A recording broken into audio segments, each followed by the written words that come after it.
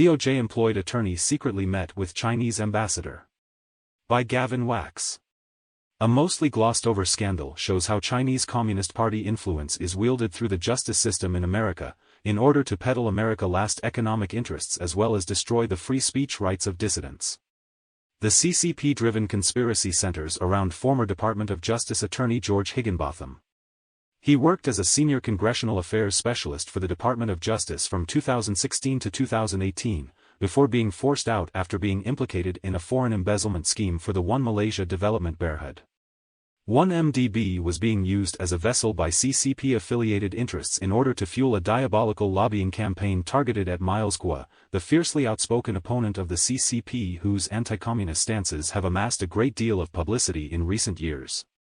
The aim is to put Guo behind bars so he can no longer effectively agitate against communist totalitarianism.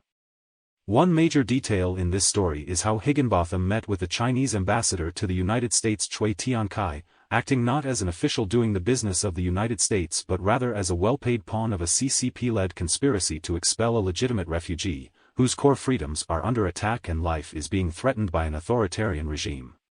The meeting between Higginbotham and Cui, the details of which have not been disclosed to the public, was such a success in the eyes of the CCP infiltrators that tens of millions of dollars were moved from a Chinese company to bank accounts controlled by their U.S. pawns.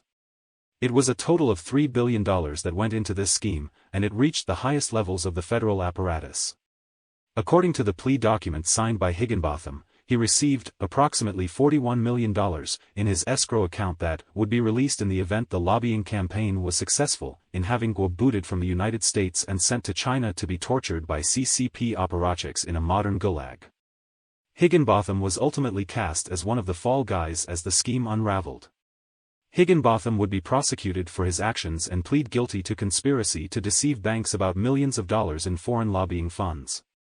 The feds and their media partners cast Higginbotham as a rogue agent who worked with shady Malaysian businessman Joe Low, rapper Prakazrel, Praz, Michelle, disreputable Republican fundraiser Elliot Brody, Hawaiian businesswoman Nikki Molly Lum Davis, and others, focusing on the greed and the peculiar aspects of the entire plot. The meeting between Higginbotham and Cui was never mentioned in the plea agreement or in the court documents. It was mentioned only as a footnote in media reports. The CCP's role in the entire scandal was minimized as much as possible, which should not come as a surprise to anyone who understands the entrenched bureaucracy of the federal government. In the DOJ's press release about the prosecution of Higginbotham, they paint him as some kind of outlier whose behavior is not actively encouraged by the federal apparatus itself. However, there is a countless number of federal officials who are similarly compromised. They are selling out the country to many foreign powers, most notably China, and these actions are going largely unpunished. President Donald Trump was unable to purge the deep state of all anti-American actors, with Higginbotham being an example of one who was able to slip in under the radar. However, Trump prioritized a major crackdown against the CCP and their infiltration program within the government and used the bully pulpit of his presidency to inform the public about malign CCP-driven operations whenever possible. To the great delight of Beijing, those policies have been reversed, and CCP assets are increasingly being glorified. Academics on the CCP payroll are praised for their intellectual freedom while shilling for our foreign enemies on the taxpayer dime. CCP assets in government and business are praised for fulfilling diversity mandates. The spying balloon flying in the skies can be interpreted as a boast of conquest as the CCP grows bolder and more arrogant.